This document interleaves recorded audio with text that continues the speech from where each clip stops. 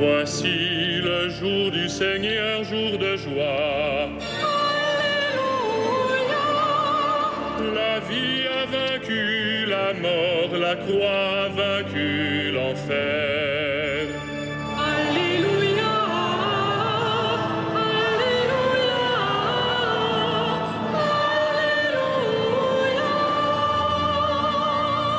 Christ louange à toi. Dieu règne, peuple, criez d'allégresse. La vie a vaincu la mort, la croix a vaincu l'enfer. Alléluia. Alléluia.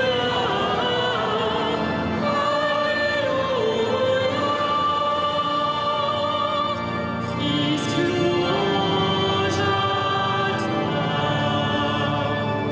Toi qui nourris de ta chair tous ceux que tu as rachetés,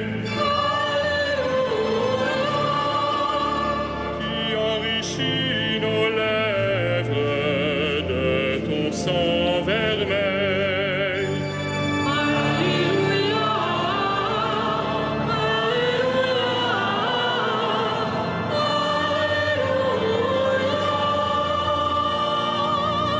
Christ louange à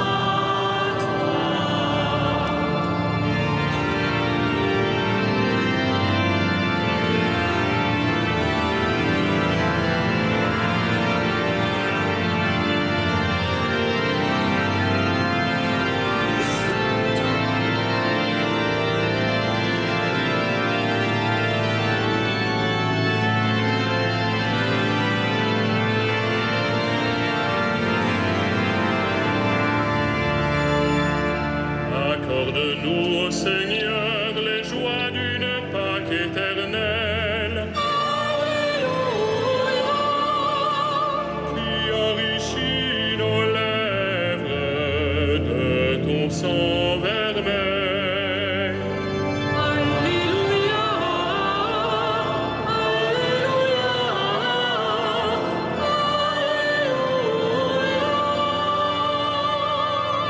Christ louange à toi. Voici le jour du Seigneur, jour de joie. La vie a vaincu la mort, la croix a vaincu l'enfer. Alléluia. Alléluia.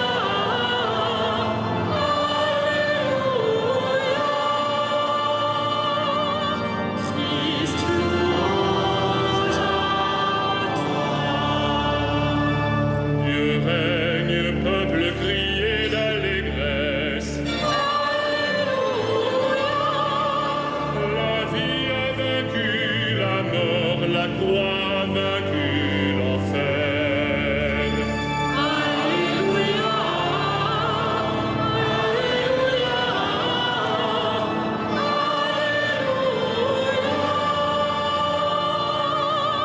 Christ louange à toi.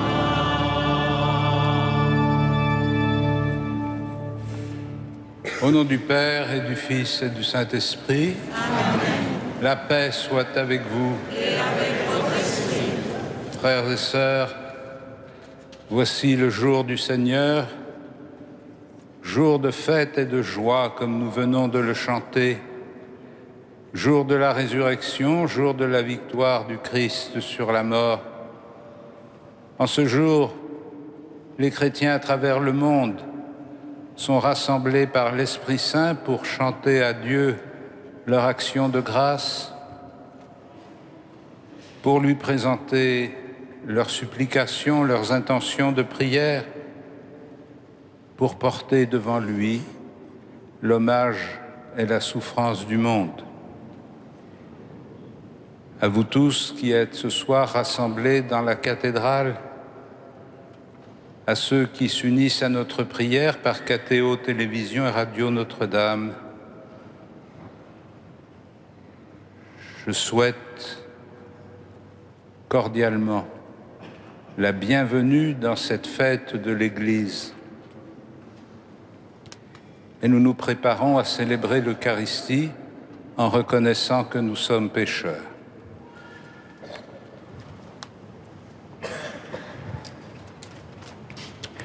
Je confesse à Dieu Tout-Puissant, je reconnais devant mes frères que j'ai péché en pensée, en parole, par action et par omission. Oui, j'ai vraiment péché. C'est pourquoi je supplie la Vierge Marie, les anges et tous les saints, vous aussi mes frères, de prier pour moi, le Seigneur notre Dieu. Et que Dieu Tout-Puissant nous fasse miséricorde, qu'il nous pardonne nos péchés et nous conduise à la vie éternelle. Amen.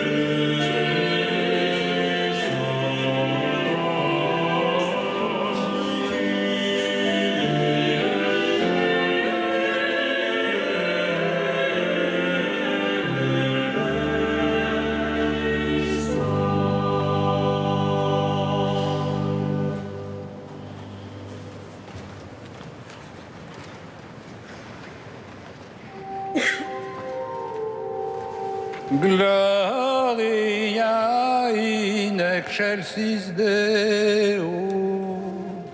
Et in terra pax hominibus bone voluntatis. Laudamus te. Benedicimus te. Adoramus te. Glorificamus te.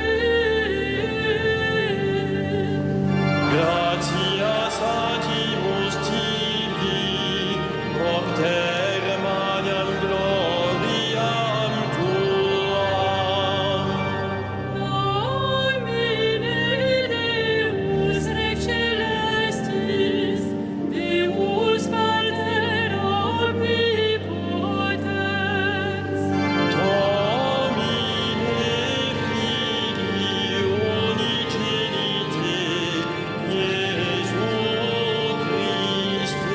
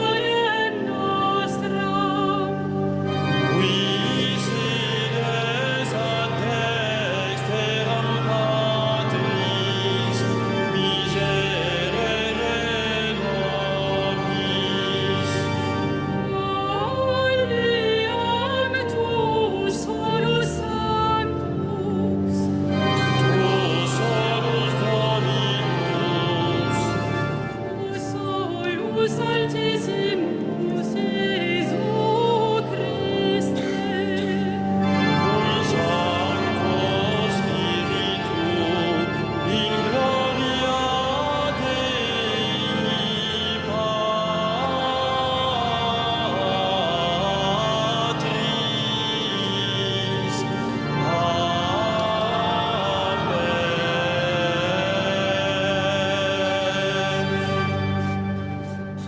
Prions le Seigneur. Dieu éternel et tout-puissant, dans ton amour inépuisable, tu combles ceux qui t'implorent, bien au-delà de leurs mérites et de leurs désirs.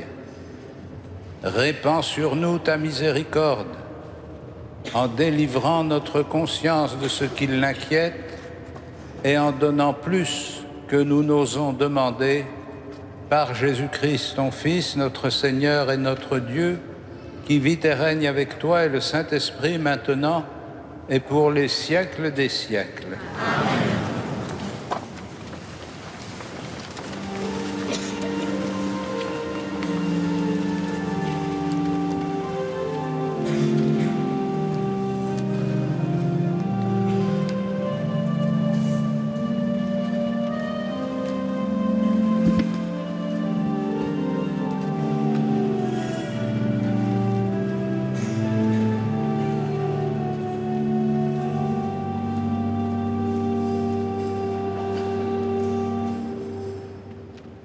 Lecture du livre du prophète Habacuc.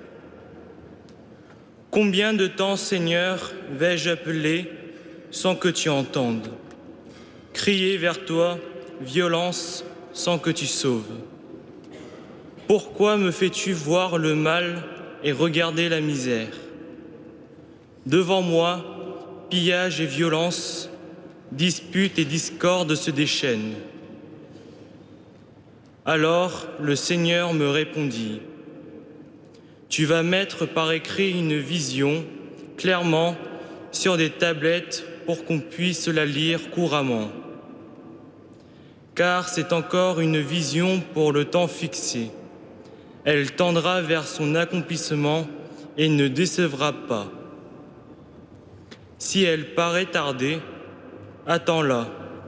Elle viendra certainement sans retard.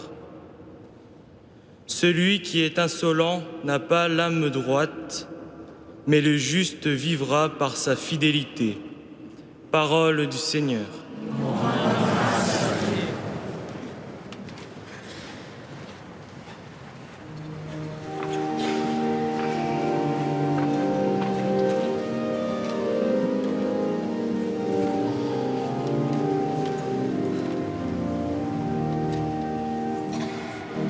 Aujourd'hui, ne fermez pas votre cœur, mais écoutez la voix du Seigneur. Aujourd'hui, ne fermez pas votre cœur, mais écoutez la voix du Seigneur. Venez, crions de joie pour le Seigneur. Acclamons notre rocher, notre salut. Allons jusqu'à lui en rendant grâce. Par nos hymnes de fête, acclamons-le. Aujourd'hui, ne fermez pas votre cœur, mais écoutez la voix du Seigneur. Entrez, inclinez-vous, prosternez-vous. Adorons le Seigneur qui nous a fait. Oui, il est notre Dieu. Nous sommes le peuple qu'il conduit. Aujourd'hui, ne fermez pas votre cœur, mais écoutez la voix du Seigneur. Aujourd'hui, écouterez-vous sa parole. Ne fermez pas votre cœur comme au désert, où vos pères m'ont tenté et provoqué, et pourtant ils avaient vu mon exploit. Aujourd'hui, ne fermez pas votre cœur, mais écoutez la voix du Seigneur.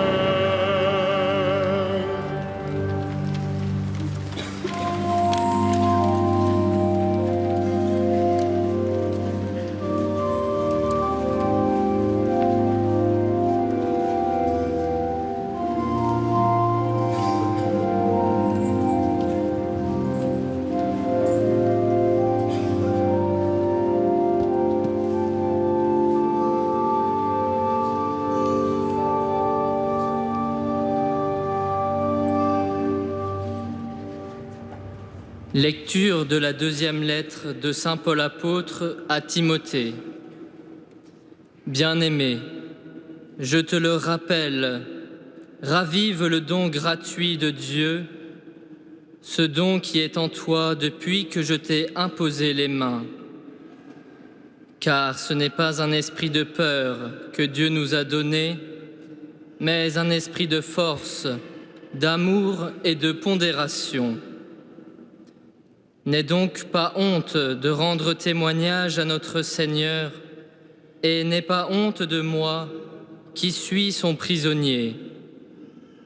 Mais, avec la force de Dieu, prends ta part des souffrances liées à l'annonce de l'Évangile. Tiens-toi au modèle donné par les paroles solides que tu m'as entendu prononcer dans la foi et dans l'amour qui est dans le Christ Jésus. Garde le dépôt de la foi dans toute sa beauté, avec l'aide de l'Esprit Saint qui habite en nous. Parole du Seigneur.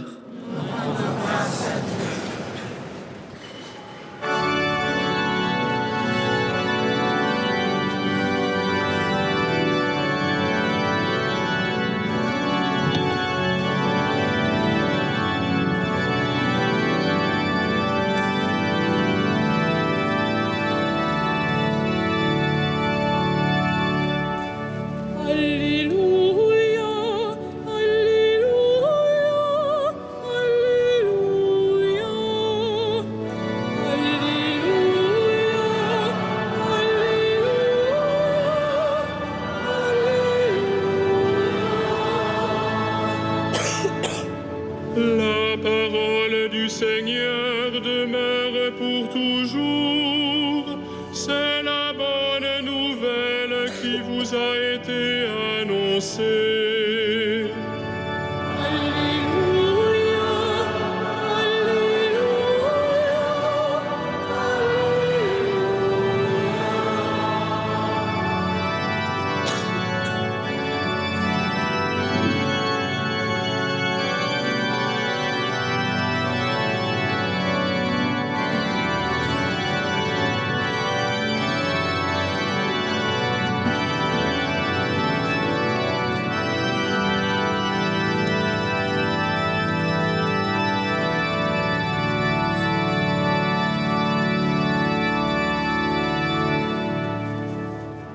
Le Seigneur soit avec vous.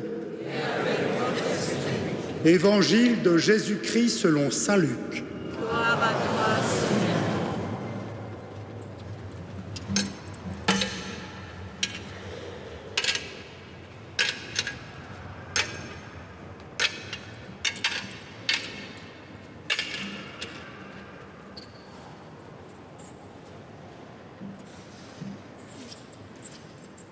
En ce temps-là, les apôtres dirent au Seigneur, « Augmente en nous la foi. »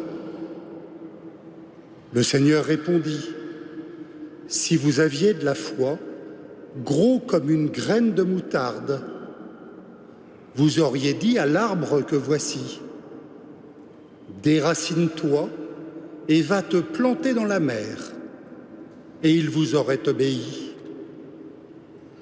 Lequel d'entre vous, quand son serviteur aura labouré ou gardé les bêtes, lui dira à son retour des champs, « Viens vite prendre place à la table ». Ne lui dira-t-il pas plutôt, « Prépare-moi à dîner, Mets-toi en tenue pour me servir, le temps que je mange et boive. Ensuite, tu mangeras et boiras à ton tour. Va-t-il être reconnaissant envers ce serviteur d'avoir exécuté ses ordres? De même, vous aussi, quand vous aurez exécuté tout ce qui vous aura été ordonné, dites « Nous sommes de simples serviteurs, nous n'avons fait que notre devoir. » Acclamons la parole de Dieu.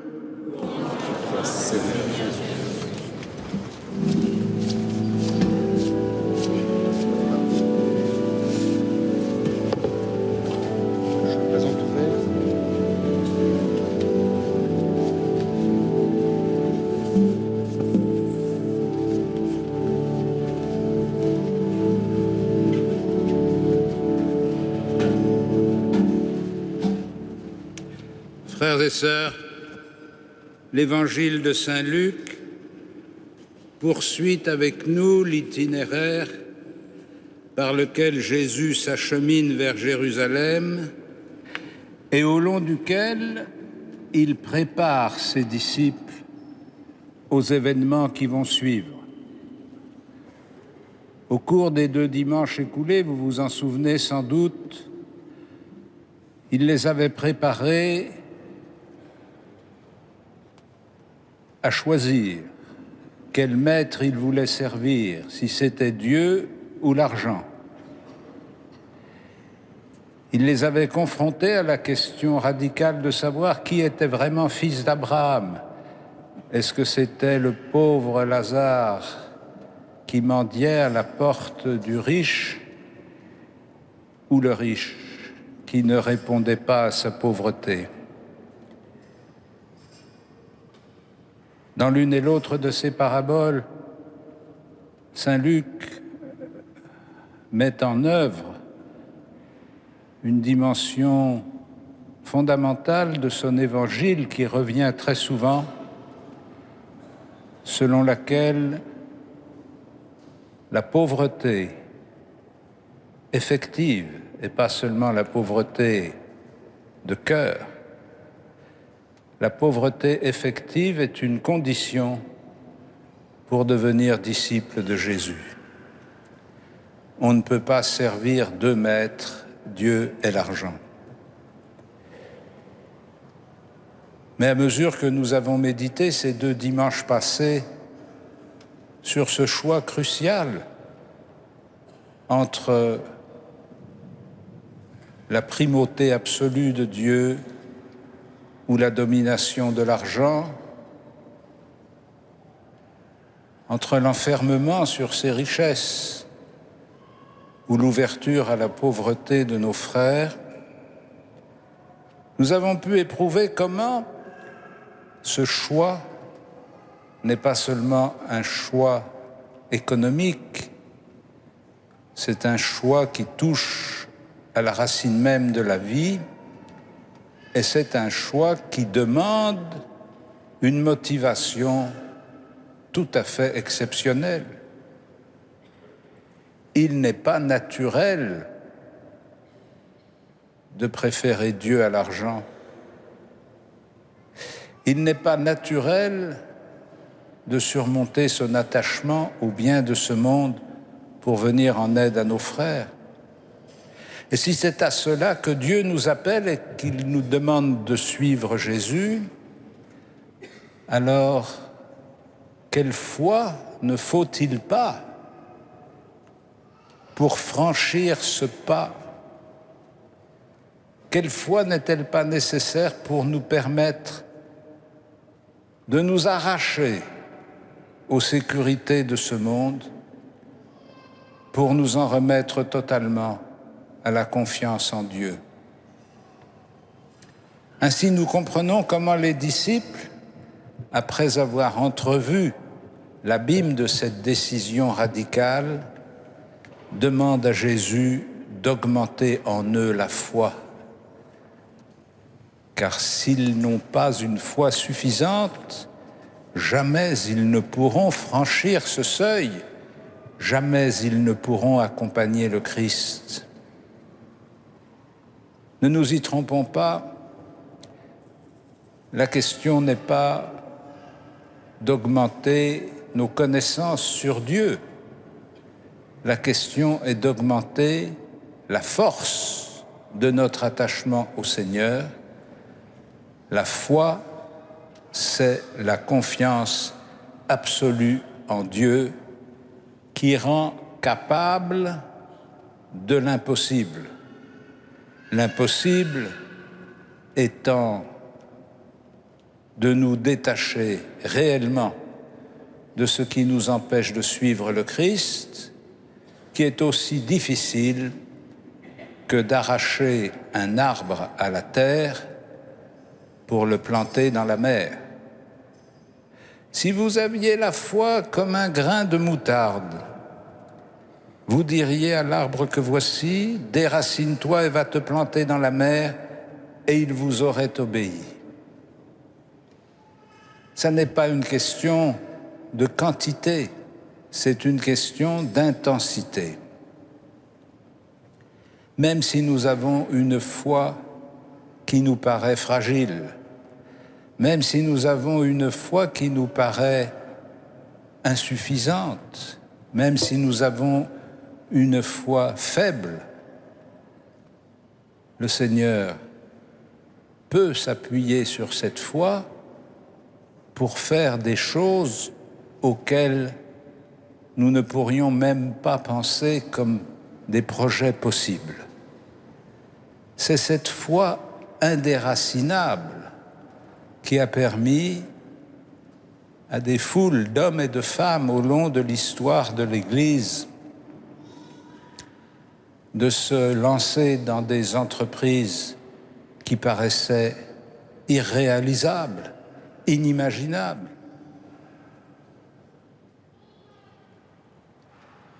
Pensez-vous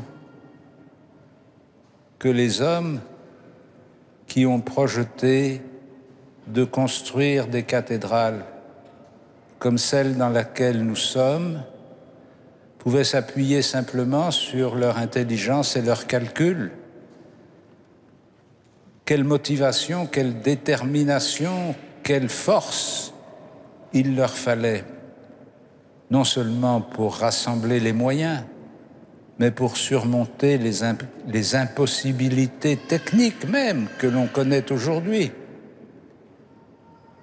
Quelle foi fallait-il aux jeunes paysans du XIXe siècle de France pour partir en Afrique, en Asie, sans espoir de revenir jamais, et même parfois sans espoir même de parvenir au terme du voyage, comme c'est arrivé pour un certain nombre d'entre eux. Quelle foi fallait-il pour s'arracher à la sécurité, même misérable, de leur vie en France, pour penser qu'ils étaient appelés à un autre chemin? Quelle foi faut-il aujourd'hui à des hommes et des femmes qui ne sont ni plus doués, ni plus saints que vous, pour assumer leur foi chrétienne dans une société qui est tout entière construite sur l'effacement de la foi religieuse? Quelle foi faut-il, non pas pour parader et pour faire des déclarations spectaculaires et militantes sur l'identité ou la religion, mais tout simplement pour conduire sa vie selon la conviction que notre vie est dans les mains de Dieu.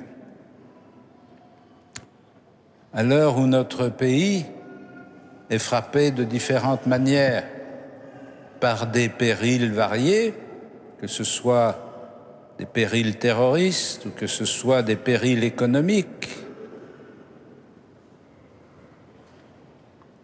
comment ne pas comprendre que beaucoup de nos concitoyens pour qui la seule sécurité en ce monde est la sécurité de leurs biens,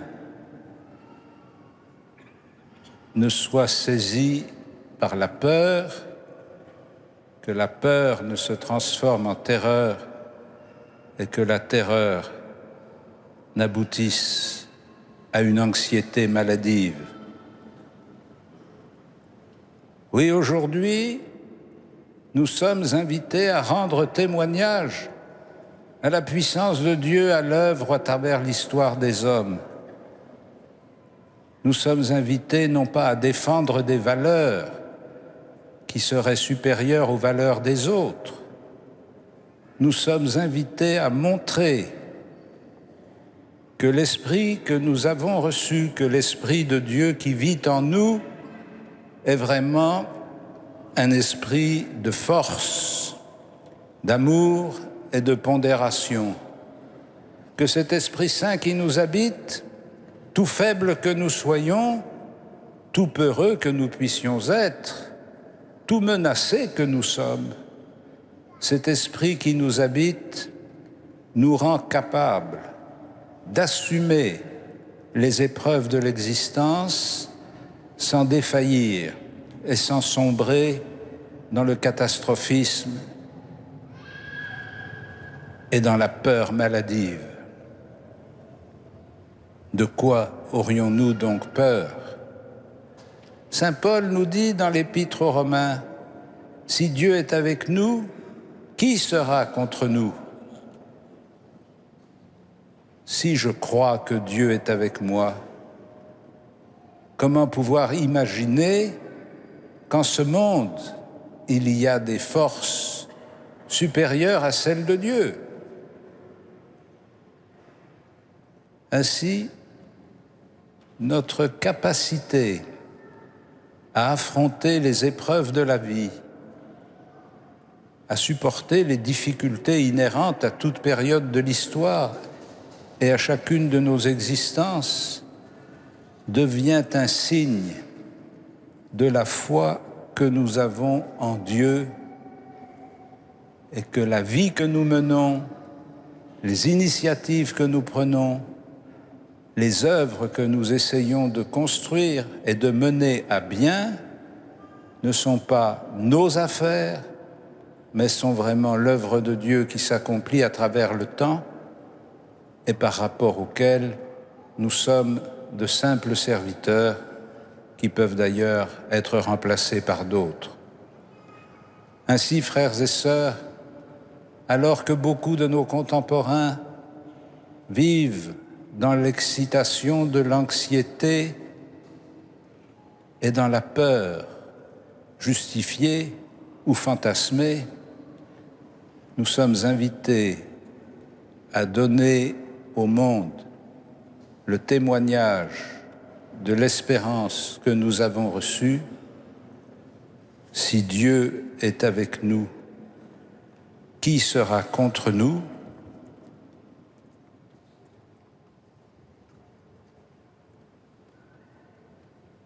Le juste vivra par sa fidélité. Amen.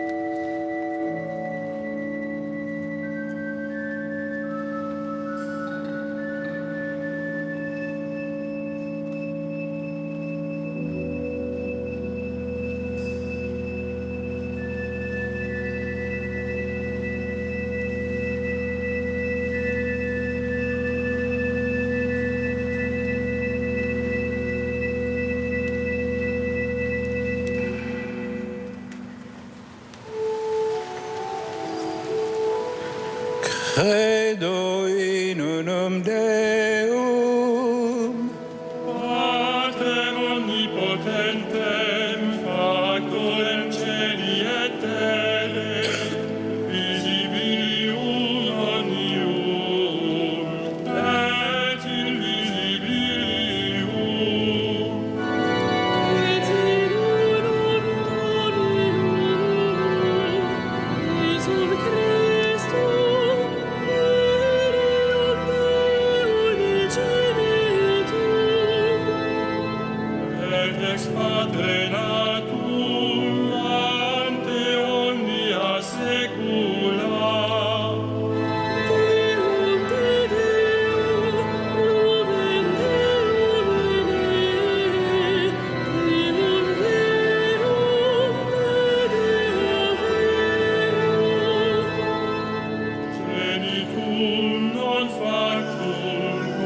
substantialem Patri, requiem omnia facta sunt.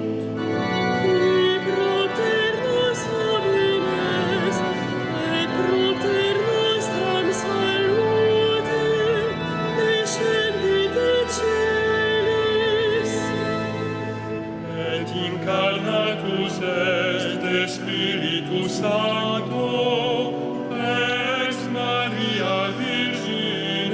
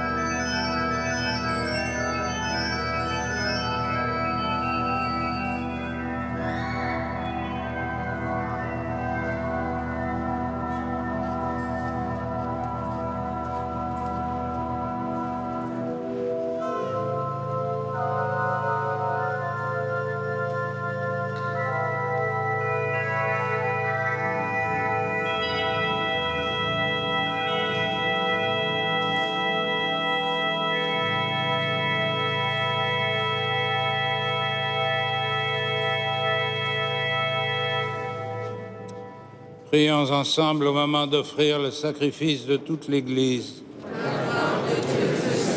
Seigneur, accepte le sacrifice que tu nous as donné dans les mystères que nous célébrons pour te rendre grâce. Sanctifie les hommes que tu as sauvés par ton Fils, lui qui vit et règne avec toi et le Saint-Esprit, maintenant et pour les siècles des siècles. Le Seigneur soit avec vous. Élevons notre cœur. Rendons grâce au Seigneur notre Dieu.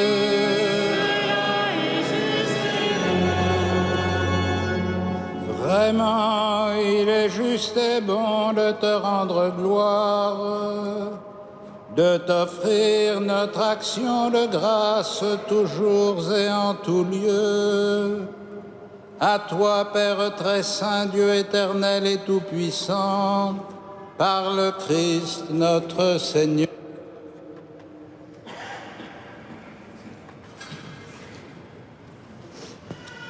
En naissant parmi les hommes, il les appelle à renaître. En souffrant sa passion, il a supprimé nos fautes. Par sa résurrection d'entre les morts, il donne accès à la vie éternelle. Et par son ascension auprès de toi, notre Père, il nous ouvre le ciel. C'est pourquoi, avec tous les anges et tous les saints, nous chantons l'hymne de ta gloire et sans fin nous proclamons.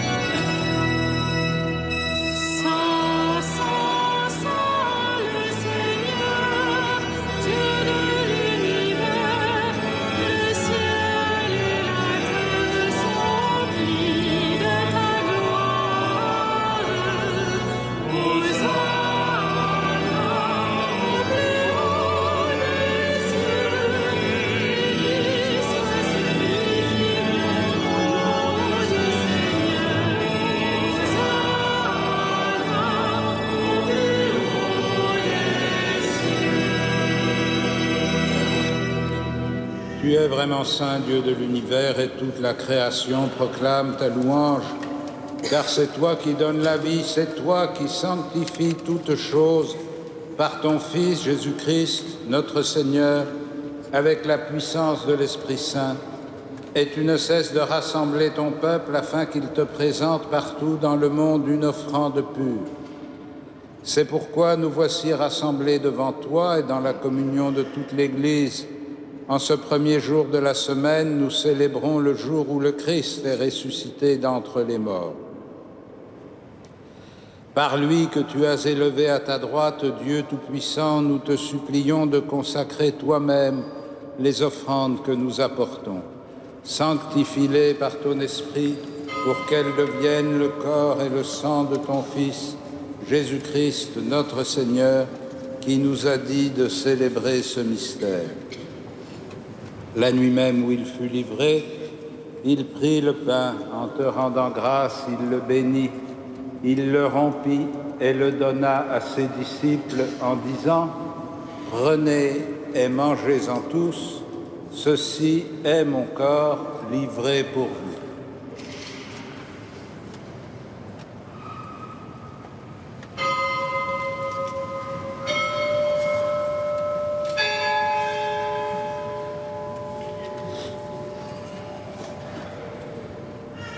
De même, à la fin du repas, il prit la coupe, en te rendant grâce, il la bénit et la donna à ses disciples en disant « Prenez et buvez-en tous, car ceci est la coupe de mon sang, le sang de l'alliance nouvelle et éternelle, qui sera versé pour vous et pour la multitude en rémission des péchés.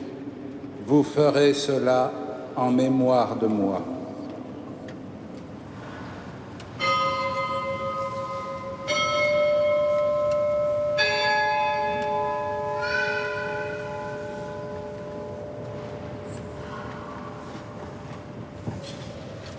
Il est grand le mystère de la foi.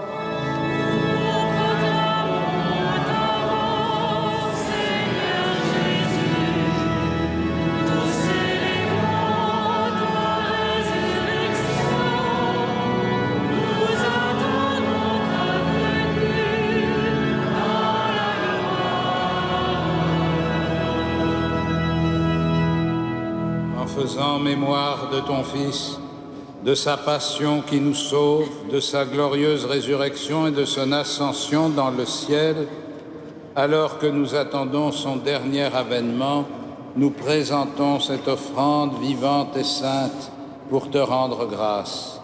Regarde, Seigneur, le sacrifice de ton Église et daigne y reconnaître celui de ton Fils qui nous a rétablis dans ton alliance.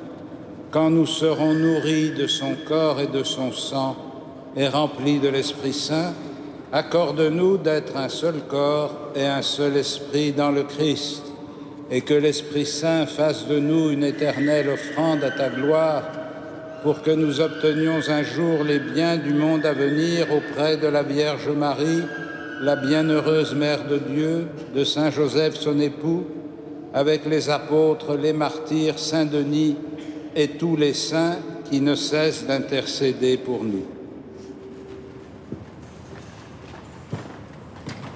Et maintenant nous te supplions, Seigneur, par le sacrifice qui nous réconcilie avec toi, étends au monde entier le salut et la paix, affermis la foi et la charité de ton Église au long de son chemin sur la terre. Veille sur ton serviteur, le pape François, notre évêque André et ses auxiliaires, l'ensemble des évêques, les prêtres, les diacres et tout le peuple des rachetés. Écoute les prières de ta famille assemblée devant toi et ramène à toi, Père très aimant, tous tes enfants dispersés.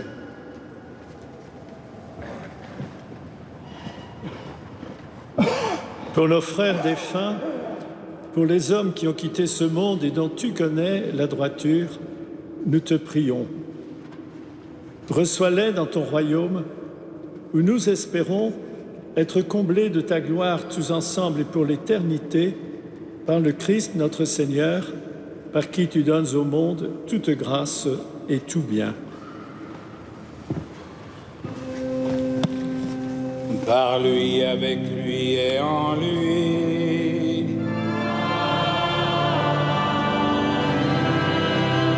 À toi, Dieu, le Père Tout-Puissant, dans l'unité du Saint-Esprit.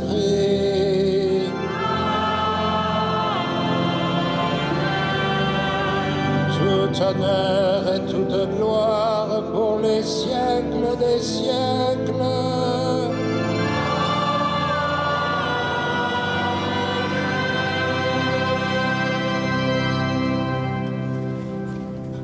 Unis dans le même esprit, nous pouvons dire avec confiance la prière que nous avons reçue du Sauveur. Notre Père, qui es aux cieux, que ton nom soit sanctifié, que ton règne vienne, que ta volonté soit faite sur la terre comme au ciel.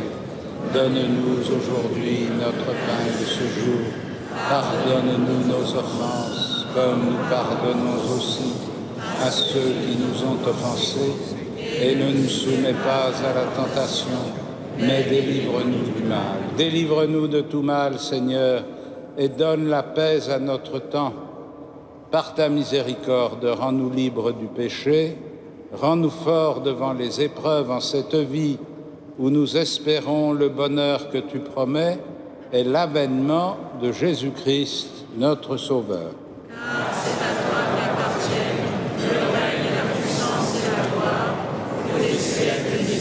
Seigneur Jésus-Christ, tu as dit à tes apôtres, je vous laisse la paix, je vous donne ma paix. Ne regarde pas nos péchés, mais la foi de ton Église. Pour que ta volonté s'accomplisse, donne-lui toujours cette paix et conduis-la vers l'unité parfaite, toi qui règnes pour les siècles des siècles. Amen. Que la paix du Seigneur soit toujours avec vous. Et avec votre esprit. Frères et sœurs, dans la charité du Christ, donnez-vous la paix.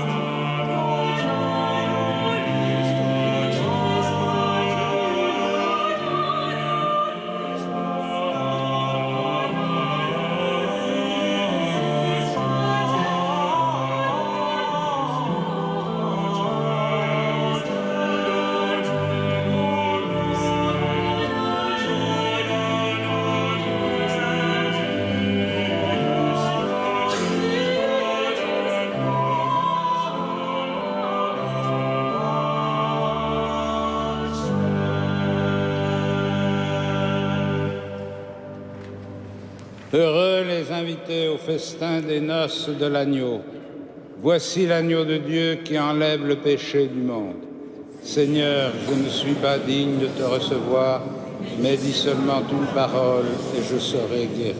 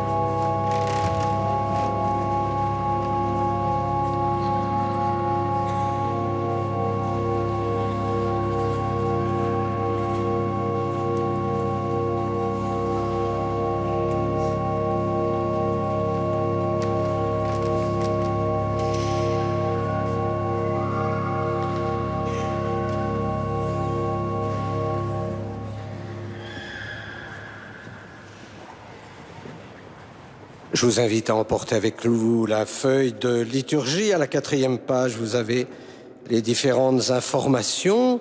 Notez simplement que samedi prochain, c'est l'ordination de nos diacres permanents à 10 h. Et puis, toujours le samedi, l'audition d'orgue et le concert mardi prochain de musique anglaise avec la maîtrise Notre-Dame de Paris et avec l'orgue de chœur Yves Castagnet. Pendant tout le mois du rosaire, je vous donnerai une prière, voilà, que vous pourrez dire à Notre-Dame qui est bien fleurie, donc nous rendons grâce que ça soit un lieu où nous tournons, parce que c'est bien la tradition de la cathédrale, vers Marie. Et puis à l'intérieur, c'est le rappel du denier de l'Église. Vous savez qu'il y a 2 appels. En octobre, c'est le second appel, c'est-à-dire pour celles et ceux qui auraient oublié de verser leur denier, qui n'oublient pas de faire le chèque. Je sais que c'est un petit peu douloureux, surtout au mois d'octobre, parce que toutes les feuilles tombent les unes après les autres. Mais je sais que vous êtes particulièrement généreux, à la fois pour la cathédrale, mais aussi pour le diocèse de Paris. C'est là un signe de reconnaissance et puis d'appartenance à ce diocèse. Donc je vous remercie de votre générosité et je suis sûr que vous continuerez à nous aider.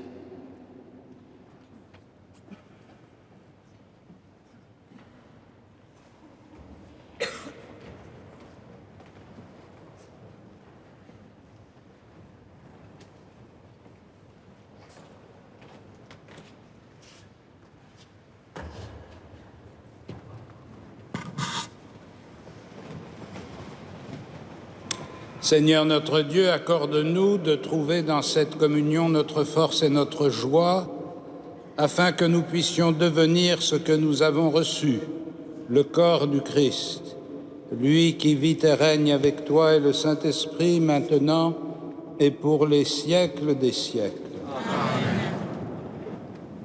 Amen. Le Seigneur soit avec vous. Et avec votre esprit. Que Dieu Tout-Puissant vous bénisse, le Père, le Fils et le Saint-Esprit. Amen. Allez dans la paix du Christ. Nous rendons grâce à Dieu. Salve Regina.